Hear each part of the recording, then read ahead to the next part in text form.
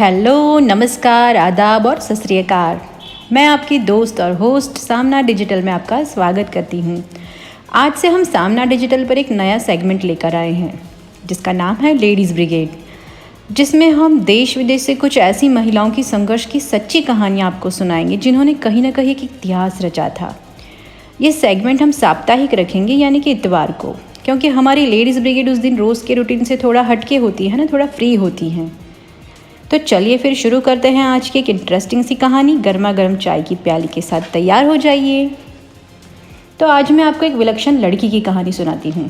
नाम अभी नहीं बताऊँगी, आपको सुनते सुनते गैस करना पड़ेगा। ओके। 18वीं शताब्दी की बात है, यानी आज़ादी से पहले की। एक लड़की थी, उसका जन्म महाराष्ट्र के पुणे शहर में हुआ था। अच्छे खानदान में भी हुआ था। उन दिनों बाल विवाह बहुत हुआ करते थे, तो बस उस लड़की के माता पिता को भी अपनी बेटी की चिंता सताने लगी। तो फिर क्या, अच्छा सा लड़का देखना शुरू कर दिया और फिर सिर्फ 9 साल की उस बच्ची का विवाह उससे 20 साल बड़े गोपाल राव जोशी के साथ कर दिया गया। सोचिए ज़रा, 9 साल की छोटी बच्ची जिस उम्र में कोई सुख सुध बुध भी नहीं होती। अब वो लड़की गोपाल राव के साथ अपने ससुराल आ गई, पर गोपाल राव तो और मर्दों जैसे नहीं थे। वो स्त्री शिक्षा और स्त्री अधिकार को बखूबी समझते थे और उन्होंने खुद ही उस लड़की को पढ़ाना शुरू कर दिया, यानी कि अपनी पत्नी को। शुरू में तो उस लड़की को पढ़ना बिल्कुल अच्छा नहीं लगता था, पर गोपाल राव थे कि उस लड़की को पढ़ाना छोड़ते ही नहीं थे। कभी कभी ऐसा भी होता था कि खुद रसोई घर में जाकर खुद रसोई कर दिया करते थे। उस लड़की को पढ़ने बिठा देते थे। बेचारी वो लड़की दिन रात झोंके खाते हुए घर का काम करते करते पढ़ती। ऐसा करते करते काफ़ी लोग गोपाल राव के विरोध में खड़े हो गए थे, पर उन्होंने किसी की भी नहीं सुनी और यहाँ तक कि आनंदी को वहाँ अंग्रेज़ों के स्कूल तक भेज दिया। बेचारी आनंदी, शर्माती सहमी वो लड़की मिशनरी स्कूल में जाने लगी, पर उस लड़की के साथ भी कोई अच्छा बर्ताव नहीं होता था।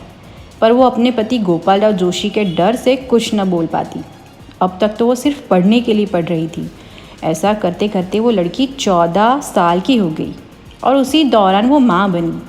पर बदनसीबी से उस बच्चे की मृत्यु 10 ही दिनों में हो गई और उस लड़की को बहुत बड़ा आघात लगा और यहीं से शुरू हुआ उस लड़की के जीवन का टर्निंग पॉइंट। अब उस लड़की ने भी प्रण ले लिया कि वो खूब पढ़ेगी और एक दिन डॉक्टर बनेगी और ऐसी असमय मौत को रोकने का प्रयास करेगी। तो क्या अब आपने गैस किया उस लड़की का नाम? चलिए और क्लू देती हूँ। उनके इस फैसले में उस लड़की के पति गोपाल राव ने उनका पूरा साथ दिया। वो तो चाहते ही थे कि उनकी पत्नी पढ़े और आगे बढ़े। उस लड़की ने अपनी कॉलेज की पढ़ाई पश्चिम बंगाल से की। फिर जब डॉक्टरी की पढ़ाई की बात आई तो उनके समाज में ही उनके बहुत आलोचना हुई। वो नहीं चाहते थे कि एक शादीशुदा हिंदू लड़की विदेश जाकर डॉक्टरी की पढ़ाई करे, पर गोपाल राव और वो लड़की दृढ़ निश्चयी थे और आलोचनाओं की तनिक भी परवाह नहीं की। बाद में उस लड़की ने विदेश जाकर डॉक्टरी की पढ़ाई की और उस लड़की को पहली भारतीय महिला डॉक्टर होने का गौरव प्राप्त हुआ। उस लड़की का नाम था आनंदीबाई जोशी। डॉक्टरी पूरी करने के बाद जब वो भारत लौटी तो उनका स्वास्थ्य बिगड़ने लगा और 22 वर्ष की अल्पायु में ही उनकी मृत्यु हो गई।